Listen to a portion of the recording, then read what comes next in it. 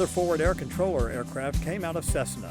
The Cessna 337 Skymaster became the Cessna O2, or Oscar Deuce. Its centerline thrust from forward and aft engines made for easy operation, and the high-wing design gave it maximum viewing for controllers.